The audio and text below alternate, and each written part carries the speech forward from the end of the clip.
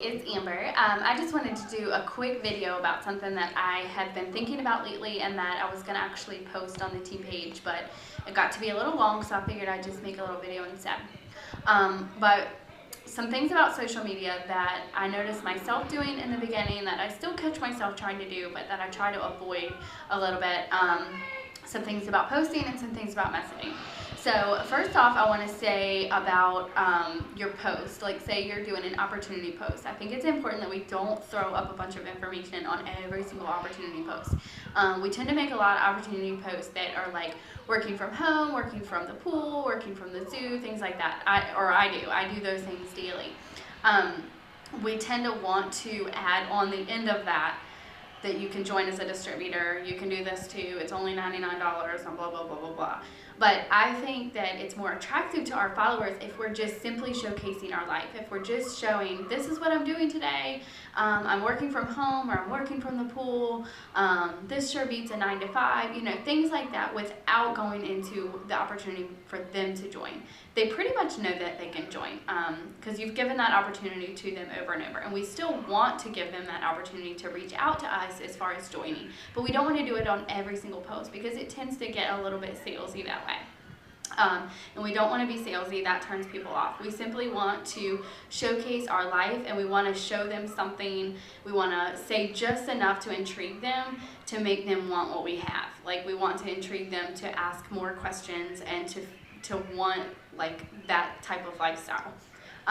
So I just want to make sure that, like, I know I tend to want to do that too, like at the end of the post and be like, you can do this too, and then I'm backspacing, I'm like, I shouldn't say that. Like, sometimes it's just better to simply state what you're doing because people find that more attractive.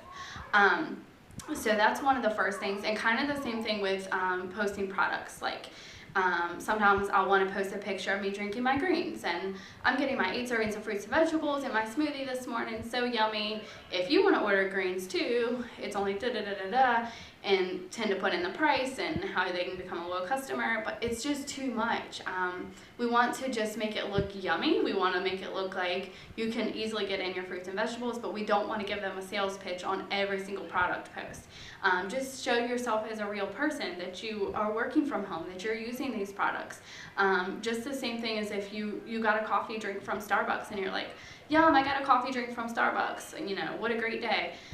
And you're not trying to sell the Starbucks drink, but you're showcasing that you're drinking it and that it's good, and your friend might want to go get one because of how good it looked, but you didn't have to tell them that. Like, you made them feel like they wanted that coffee drink. So it's kind of the same thing. Like, you want them to want the, you know, or show yourself rapping. Like, I'm rapping today, you know, just show that it's part of your lifestyle, that that's something that you use and that you love, but that you don't necessarily have to sell them or give them a price or tell them how they can sign up as a loyal customer or any of that. You want to intrigue them to ask the questions and to not throw up the information without them even asking, because then it doesn't give them a reason to contact you. If they already know how much they are, then they're not going to want to contact you about it.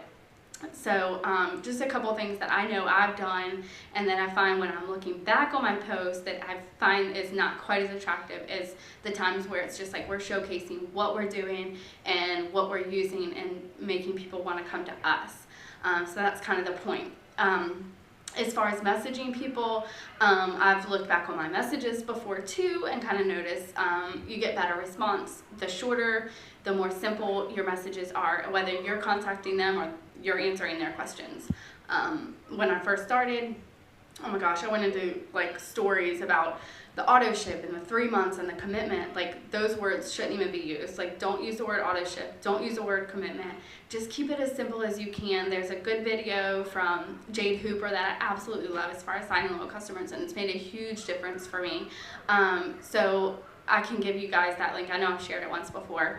But anyways, just keeping it as simple as possible and asking questions and figuring out what's good for them, like being personable and like, oh, well, what are your goals? You know, oh, you had a baby and you have stretch marks, or, you know, talk about them and not just trying to get the sale and not trying to lure them into an auto ship commitment. Like, you want to just make it like, oh, you want to do a 90-day challenge, because that makes it look like it's you know, something that's going to benefit them to do a 90-day challenge, and they get to try a product in July, August, and September to get your discount. Like, that sounds so much better. People just tend to react better to that than the words commitment and auto ship.